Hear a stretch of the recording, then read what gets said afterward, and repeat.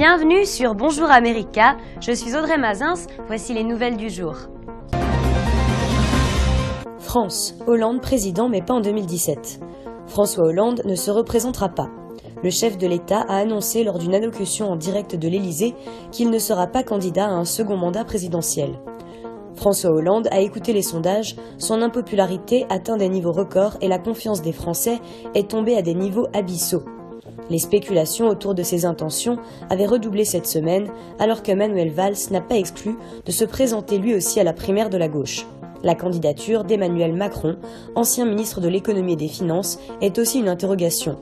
Arnaud Montebourg a été le premier à officialiser jeudi sa candidature aux primaires du PS. Le scrutin se tiendra les 22 et 29 janvier.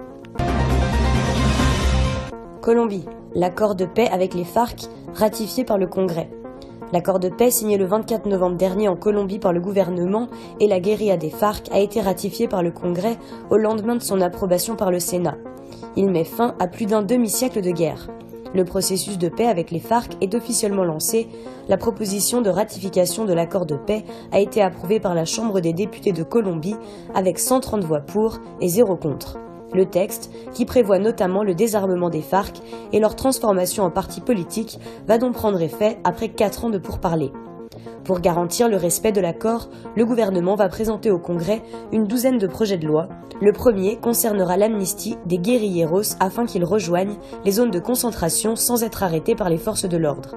Viendront ensuite les textes sur le tribunal spécial de paix et sur la participation politique des FARC amenés à se transformer en parti. Canada, l'or à la rescousse des sociétés québécoises. La remontée du prix de l'or pourrait venir à la rescousse de l'industrie minière québécoise, frappée depuis 5 ans par un ralentissement marqué de ses activités. C'est du moins ce qu'espèrent les principaux acteurs de l'industrie qui observent une embellie du côté de l'Abitibi, Témiscamingue, où l'on retrouve une importante concentration de gisements aurifères. Les compagnies minières déploreraient la lourdeur administrative entourant le processus d'autorisation environnementale de leurs projets. En dépit de ces critiques, qui portent entre autres sur le nouveau régime fiscal québécois et ses redevances, la représentante de l'industrie minière affirme travailler avec le gouvernement pour trouver des solutions. Russie, disparition d'un vaisseau spatial de ravitaillement. Le vaisseau cargo non habité qui devait ravitailler la Station spatiale internationale s'est consumé dans l'atmosphère peu après son décollage de Baïkonour au Kazakhstan, a annoncé l'agence spatiale russe Roscosmos.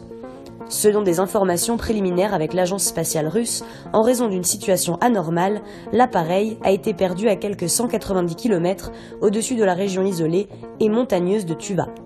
De plus, la plupart des fragments ont brûlé dans les couches denses de l'atmosphère. Le cargo Progress transportait un chargement d'environ 2,4 tonnes, dont de l'eau et des carburants, vers l'ISS. La perte de l'appareil n'affecterait pas la vie de l'équipe à bord de la station spatiale, équipe dont fait partie le Français Thomas Pesquet. États-Unis, un homme vole un seau de copeaux d'or. La police de New York est à la recherche d'un homme qui a subtilisé 39 kilos de copeaux d'or dans un fourgon blindé il y a 2 mois. Il avait disparu avec son butin d'une valeur estimée à 1,6 million de dollars. La police a publié une vidéo dans laquelle on voit le suspect s'approcher du fourgon, dont l'arrière est ouvert, et profiter d'un moment de distraction des gardes de sécurité pour voler un seau rempli à ras-bord de copeaux d'or. On le voit un peu plus loin peiner à porter son lourd butin en plein Manhattan. D'après la police, l'homme se serait enfui en Floride. Merci d'avoir suivi le journal de Bonjour America, à très bientôt.